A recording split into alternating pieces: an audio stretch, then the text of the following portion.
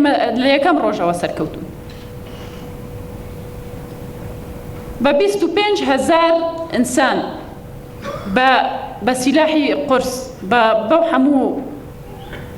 طیارە فرۆکە ئەوەی کە دێن بۆ ئەوێ قەسف دەکەن بەرخوادانی ئەو شەڕانانە ئەو خەڵکە ئەو دایکانە کە هەر یەکێک وەکو فەیلسوفێک قسەت کە قسەت کە هەر یەکێک وەکو عالمێکی سیاسی قسەت کە سەرکەوتو بۆیە ئەو تەنیا بەش ناکە طبعاً لە بەرخوادانی کۆبانی دەبێ ئەوەی بڵێن کە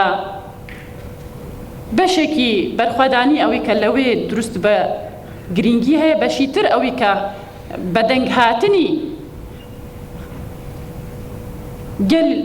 لە هەرچی پەرچەیەکی کوردستان بە خەڵکی دەوڵەتی دەرەوە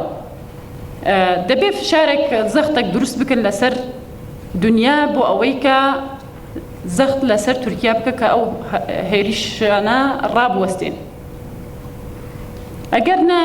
تورکیایەوێ بەو وەسیلە شەرعیەتێک قەزەنج بکە لە هێریشکردنی بۆ سەر هەر وڵاتێک بۆیە ئێستا تورکیا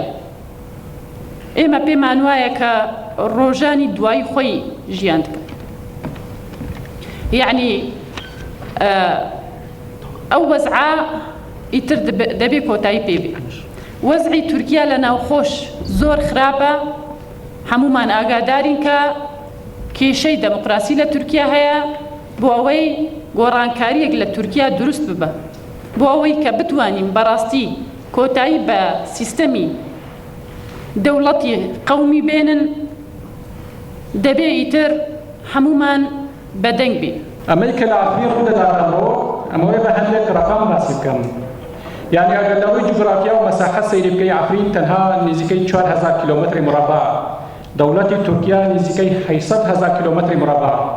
یعنی دەوڵەتی تورکیا 200 جار خاکی تورکیا لە خاکی ئافرین گەورەترە ئەگەر لە ڕووی دانیشتوانی ئافرین و دانیشتوانی تورکیا سەرکەی دانیشتوانی ئافرین نزیکەی 400-500,000 کەسە بە پەنابەرەوەش نزیکی 300-400,000 کەسە یان ئەگاتە 800,000 کەس دانیشتوانی تورکیا نزیکی 80 میلیۆن کەسە کەواتە 160 جار لە دانیشتوانی ئافرین زیاترە ئەگەر لە ڕووی لەشگەری سەیری بکەی ئەوەی کە تورکیا هەموو چەکێکی پێشکەوتوو بەکاردێنێ هەموو تەکنۆلۆژیای ناتۆ بەکاردێنێ نزیکەی 25,000 بەکرێگیراوی هێناوە ئارتێشی تورکیا نزیکی 700,000 سەربازی هەیە ئێمە وەکو یەکینەکانی پاراستنی گەر یەکینەکانی پاراستنی ژێن هێزین جەوهەری ئەگەر بکاتە 7,000 شەربار کەواتە هێزی تورکیا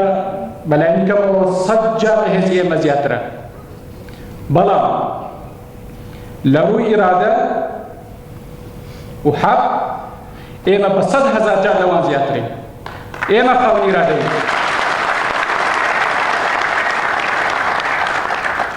بۆیەوە چۆن لە کۆبانی سەرکەوتین لە ئافرینیش دڵنیاتان دەکەمەوە سەردەکەوین